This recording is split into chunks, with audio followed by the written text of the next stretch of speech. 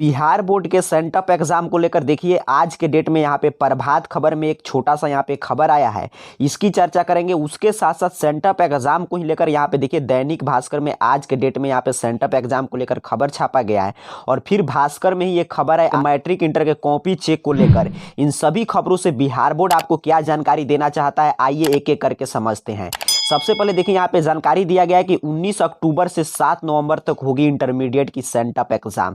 11 से 13 नवंबर तक प्रकाशित होंगे परीक्षा फल। सेम जानकारी यहाँ पे भास्कर में भी दिया गया है कि सेंटअप परीक्षा की तिथि घोषित, स्कूलों को अपनी सुविधा से परीक्षा लेने की छूट। अब इस पूरे नोटिफिकेशन के हम आपको सारांश बता दें। देखिए जो ये लिख रहा है बार बार पेपर में कि 11 से 13 नवंबर तक इसका रिजल्ट का प्रकाशन होगा, तो इसका मतलब ये नहीं है कि इसका रिजल्ट कुछ ऑफिशियल आने वाला है। ये सिर्फ क्या कहा है बिहार बोर्ड की आपको 19 अक्टूबर से 7 नवंबर के बीच में कभी भी परीक्षा कंडक्ट कर लेना है और उसके बाद 11 से 13 नवंबर तक उसका रिजल्ट बनाकर जिला शिक्षा कार्यालय में जमा कर देना है। बस इसका इतना ही मतलब नहीं है। प्रकाशित भले ही लिख रहा है, इसका मतलब ये नहीं कि इसका रिजल्ट प्रकाशित किया जाएगा जैसे बोर्ड परीक्षा का रिजल्ट आता है वैसा कुछ आपको नहीं समझना है। फिर यहाँ पे आगे जानकारी दिया गया कि अगर आप सेंटअप एग्जाम में भाग नहीं लेते हैं तो आपका एडमिट कार्ड जारी नहीं किया जाएगा। उसके साथ साथ आपको बोर्ड परीक्षा 2022 में शामिल होने का मौका नहीं दिया जाएगा। अब देखिए ये एक काफी महत्वपूर्ण पॉइंट है। आप जानते हैं कि जितने भी पूर्ववर्ती छात्र हैं, ताकि एक्स कोटि के छात्र, कंपार्टमेंटल कोटि के छात्र, उनको तो सेंटअप एग्जाम में भाग नहीं लेना होता है। लेकिन यहाँ पे जितने भी छात्र इस साल से रेगुलर या प्राइवेट कोटि से परीक्षा देंगे उन सभी के लिए सेंटअप एग्जाम में भाग लेना अनिवार्य होता है। अब मूल प्रश्न यह है कि सेंटअप एग्जाम में हम भाग नहीं ले तो क्या होगा? क्या सच में हमारा एडमिट कार्ड नहीं आएगा? क्या हमें सच में 2022 बोर्ड परीक्षा में शामिल नहीं किया जाएगा? दूसरा प्रश्न कि सेंटअप एग्जाम में चूंकि आपको मालूम हो चुका है कि सेंटअप एग्जाम में 100% सिलेबस, अर्थात कि जितने भी आपके पुस्तक में जो आप विषय लिए हैं, जितने भी चैप्टर है, सभी चैप्टर से प्रश्न आएंगे। तो आपकी तैयारी नहीं है तो कैसे हम सेंटअप एग्जाम में भाग भी लेते हैं तो कैसे पास करेंगे? तो आइए इन आपके सभी प्रश्नों के उत्तर जानने का प्रयास करते हैं। तो सबसे पहले देखिए, अगर आप सेंटअप एग्जाम में भाग नहीं लेते हैं तो इसके लिए मैं तो आपको यही सजेस्ट करूंगा कि देखिए आपका बिल्कुल बोर्ड एग्जाम का रिहर्सल हो रहा है तो आपको सेंटअप एग्जाम में भाग जरूर लेना चाहिए। फिर भी अगर किसी अपरिहार्य कारणवश आप सेंटअप एग्जाम में शामिल नहीं हो पाते हैं तो इसके लिए सबसे पहले अपने स्कूल कॉलेज से आपको कंसल्ट जरूर कर लेना चाहिए। उन लोगों से बात कर लेना चाहिए कि मेरे पास ये प्रॉब्लम है, मैं शामिल नहीं होना चाहता हूं। तो वहां से आप जानते हैं बिहार के सभी स्कूल में मैं ग्राउंड रिपोर्ट आपको बता रहा हूं कि ये तो रूल है, रूल तो काफी चलता है लेकिन हर रूल का पालन नहीं होता है। तो काफी ऐसे स्कूल कॉलेज होते हैं जहां पे कुछ पैसा लेके या और किसी अदर तरीका से मैनेज कर लिया जाता है। तो मैं तो पहले कहूंगा कि आपको पूरा प्रयास करना चाहिए कि हम सेंटअप एग्जाम में सम्मिलित हो पाए।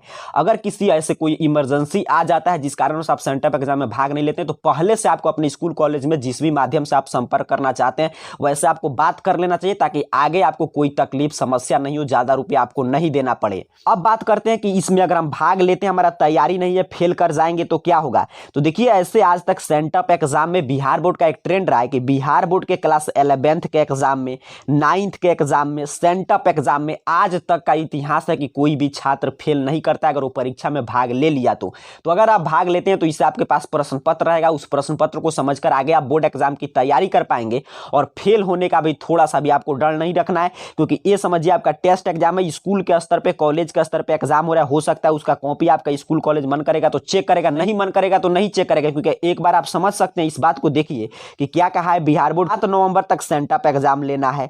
11 से 13 नवंबर के बीच में सोचिए आपके परीक्षा फल भी दे देना है जिला कार्यालय में। तो समझ सकते हैं कि 7 नवंबर से लेकर देख रहे हैं पर्व त्योहार चल रहा है तो 11 के बीच में कैसे सभी कॉपी चेक हो पाएगा? तो फेल होने का भी डर आपको हटा देना है। अब यहाँ पे सबसे बड़ा प्रश्न, सबसे बड़ा मुद्दा ये है कि क्या इसका प्रश्न पत्र लीक होगा? तो देखिए ये प्रश्न तो आपको पूछने की आवश्यकता ही नहीं है, क्योंकि सेंटअप एग्जाम के लिए कोई रूटीन जारी नहीं हुआ है, फ्री छोड़ दिया गया है कि आप कभी भी किसी विषय का एग्जाम ले सकते हैं। तो इसे हम लोग लीक नहीं बोलते हैं, ये तो बिहार बोर्ड खुद फ्री में आपको प्रश्न पत्र बांट रहा है। तो इसे लीक उसे कहते हैं जिसमें क्या होता है कि डेट 1 से लेकर ऐसे 5 तक 6 तक निर्धारित रहता है और सभी स्कूल कॉलेज में एक साथ परीक्षा होता है, तब उसमें प्रश्न पत्र लीक हो जाता है तो उसे बोलते हैं लीक होना। तो उदाहरण की बात करें तो किसी कॉलेज में मान लीजिए 20 के दिन हो गया आपके हिस्ट्री ज्योग्राफी, क्योंकि इच्छा पे छोड़ दिया गया है, कोई सामान्य रूटीन भी नहीं है, और किसी कॉलेज में 7 नवंबर के दिन वही हो रहा है आपका हिस्ट्री और ज्योग्राफी का पेपर, उसे आप लीक नहीं कहेंगे तो ऐसे ही पहले से बटा गया है। कोई थोड़ा है कि प्रश्न पत्र वहां से आपसे छीन लिया जाएगा, ऐसा कुछ नहीं है। तो ये प्रश्न पत्र लीक होगा नहीं लीक होगा ये तो खुद बिहार बोर्ड इसको पहले से लीक कर दिया, क्योंकि जब जिस भी एग्जाम का रूटीन नहीं हो उसका प्रश्न पत्र का कोई वैल्यू, कोई महत्व उस परीक्षा का नहीं रहता है, क्योंकि वो तो ऑलरेडी प्रश्न पत्र लीक हो चुका है। बात करते हैं कि लीक होगा तो कहां कहाँ पे मिलेगा। तो देखिए यूट्यूब पे एक बात आप ध्यान से समझ लीजिएगा कि यूट्यूब पे चारों तरफ काफी आप लोग दावा करते हुए मिल जाएंगे डे बाय डे कि प्रश्न पत्र लीक होगा। आप मेरा Telegram channel WhatsApp group join कर लीजिए, वहां पे मैं आपको सबसे पहले प्रश्न पत्र दूंगा। देखिए ये बात सही है कि प्रश्न पत्र लीक होगा, और बिहार बोर्ड से आप पढ़ रहे हैं तो आपको इतना भी ईमानदार नहीं होना है कि आपके सामने प्रश्न पत्र आया नहीं हम ईमानदार हैं, राजा हरिश्चंद्र है कि हम पत्र नहीं देखेंगे, प्रश्न पत्र को नहीं देखेंगे। उससे कोई मतलब नहीं है। एग्जामिनर ये नहीं देखता है कि आप प्रश्न पत्र लीक करके लिखे थे या पढ़ के लिखे, उसको बस इतना ही मतलब रहता है कि छात्र जितना ज्यादा लिखा है उसको उतना अंक दे दिया जाएगा। तो लेकिन इस भरोसे नहीं रहना चाहिए। ये गलत ट्रेंड है कि मैं आपको ये बार बार बोलूं कि मैं आपको प्रश्न पत्र दूंगा। इससे क्या होता है कि हमारे भी कुछ रिस्पॉन्सिबिलिटी है, क्योंकि हम सिर्फ आपको न्यूज नहीं बल्कि आपको पढ़ाते भी हैं। और ऐसे जो छात्र इस चैनल से जुड़े हैं वो जानते हैं कि पिछले साल भी प्रश्न पत्र लीक हुआ था आपके सेंटअप एग्जाम का, तो उससे पहले इसी चैनल पे आपको सॉल्यूशन दिया गया था। उसके साथ साथ क्लास 9 का एग्जाम एक रूटीन पे हुआ था तो वो भी प्रश्न पत्र लीक हुआ था, तो पूरे यूट्यूब पे सिर्फ इसी चैनल पे आपको उसका सॉल्यूशन वीडियो मिला था। तो अगर लीक होगा प्रश्न पत्र मिलेगा तो हर कोई उसको अपलोड करेगा। लेकिन ये बार बार बोलना बात ये गलत है। पढ़ना छोड़ दीजिए, मैं पढ़ाना छोड़ दे रहा हूं कि सेंटअप एग्जाम का प्रश्न पत्र लीक होगा आप उसी से पास कर जाइएगा। इससे काफी गलत मैसेज जाता है, छात्र इसे पढ़ना बंद कर देते हैं। क्योंकि मान लीजिए आप सेंटअप एग्जाम का प्रश्न पत्र लीक होगा तो सब कोई जानता है, तो उसके भरोसे आप बैठे रह जाएंगे तो आपको फाइनल बोर्ड एग्जाम की भी तैयारी करना है। तो मेरे कहने का अर्थ इतना ही है कि देखिए प्रश्न पत्र लीक होगा तो हर जगह आपके लिए अपलोड कर दिया जाएगा। लेकिन ये कुछ लोग जो ये बात फैला रहे हैं कि आप मेरा टेलीग्राम चैनल ज्वाइन कीजिए, व्हाट्सएप ग्रुप ज्वाइन कीजिए, मैं सबसे पहले प्रश्न पत्र भेज दूंगा। और इससे वजह से क्या हो रहा है कि स्टूडेंट पे काफी गलत प्रभाव पड़ रहा है। क्योंकि एक शिक्षक का जिम्मेवारी होता है कि स्टूडेंट को सही मार्गदर्शन दिखाना।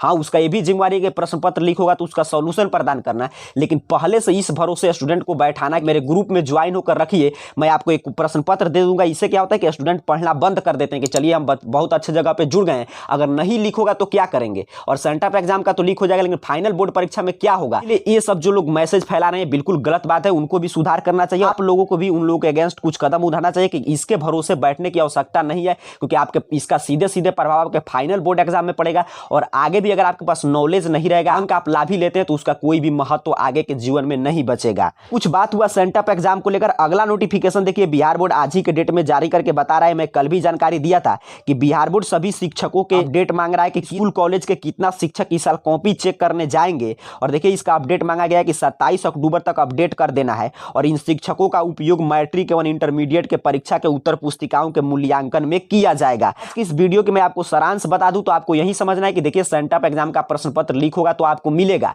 इस भरोसे आपको नहीं बैठना है, पढ़ाई नहीं छोड़ना है किसी भी गलत मैसेज गलत चक्कर में आके कि मैं इस ग्रुप में ज्वाइन हो गया अब पूरा प्रश्न पत्र मिल जाएगा। तो ये सब मैसेज बिल्कुल गलत है। हाँ, प्रश्न पत्र लीक होगा, हर जगह आपके लिए उपलब्ध होगा। उसके साथ साथ सेंटअप एग्जाम को इतना बड़ा नहीं है, बोर्ड एग्जाम नहीं, आपको सिर्फ बोर्ड एग्जाम की तैयारी करना है। और उसके साथ साथ आपको जाके सेंटअप एग्जाम को समझिए फ्री में आपका टेस्ट हो रहा है, बिहार बोर्ड टेस्ट ले रहा है अपने प्रश्न पत्र, अपने कॉपी, अपने OMR सीट पे। तो ऐसे अपॉर्चुनिटी बार बार नहीं मिलता है, तो इसको नहीं छोड़ना चाहिए। इससे आपका पता चलेगा कि आपकी तैयारी किस स्तर की है। उससे ज्यादा सेंटअप एग्जाम का कोई महत्व नहीं है। और अगर सेंटअप एग्जाम में आप भाग लेते हैं तो फेल करने के डर से आप मुक्त हो चुके हैं।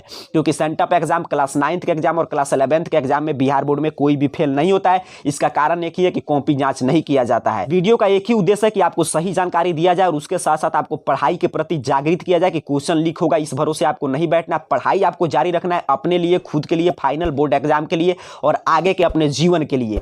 फिर जैसे ही कोई अगला अपडेट आएगा उसकी जानकारी हम आपको देंगे। तब तक के लिए पढ़ाई करते रहें, रिवीजन करते रहें। आप सभी को बहुत बहुत धन्यवाद।